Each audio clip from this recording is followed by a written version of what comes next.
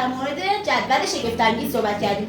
گفتیم توی جدول شگفت‌انگیز هم ردیف داریم. ردیف یعنی چی؟ خوابیده. ستون یعنی ایستاده. گفتیم توی ردیف و ستون توی جدول شگفت‌انگیزمون رنگ تکراری نداره. تکراری؟ نداره. باریکلا پسرای گلم. امروز می‌خوایم در مورد جدول ترکیب صحبت کنیم. این جدول با جدول شگفت‌انگیز خیلی فرق می‌کنه. گوش کنید، می‌خوام یه قصه براتون تعریف کنم. یه روزی یه قول پسری مهمونی دعوت شده بود. مثلا حسن، مثلا محمد مهدی، علی، هر کدوم از شما.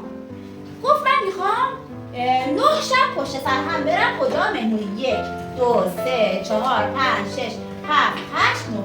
گفت برم ببینم تو کمدم چه لباسای قشنگی دارم. میخوام از این به بعد مرتب و آراسته برم مهمونی.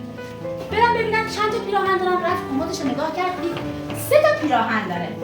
یه پیراهنش نارنجی بود، یکی صورتی بود، یکی سبز. چند تا شلوار دارم. نگاه کرد دید 3 تا هم شلوار داره. یکی قرمز بود، یکی آبی بود، یه دونه هم زرد.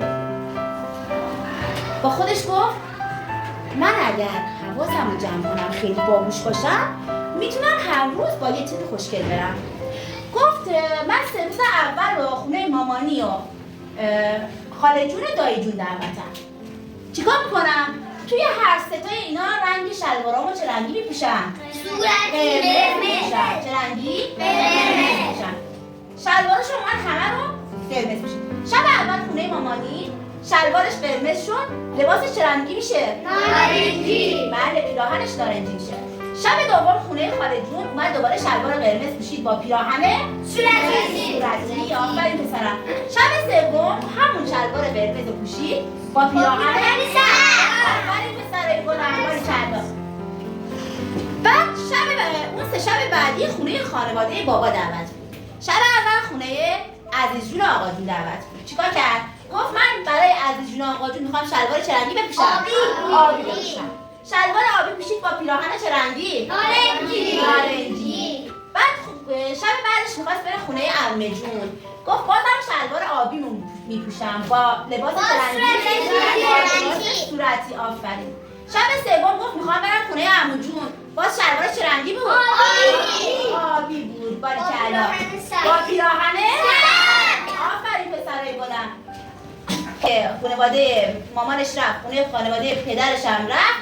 مون تولد دوست داشت. گفت برای جشن تولد بچه‌ها هم میام یه کاری میکنم که هر روز با روز دیگه متفاوت باشم. گفت تولد داریوش بوده. شلوارشو چه رنگی کرد؟ زرد پوشید. آفرین. لباسشو چه رنگی کرد؟ نارنجی.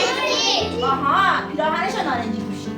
بعد گفت تولد محمد صادق بوده. محمد صادق برای محمد صادق گفت میخوام یه تیپ جدیدتر بزنم. بعد چیکار کرد؟ دوباره شلوارشو زرد پوشید با پیراهن صورتی. آفرین. بعد گفت تولد مهدی هم که فرداست باید برم تولدش. گفت برای تولد مهدی هم میخوام یه تیپ جدید بزنم. باز دوباره شلوارشو چه رنگی زد؟ زرد. با پیراهن. بچه نگاه کنید.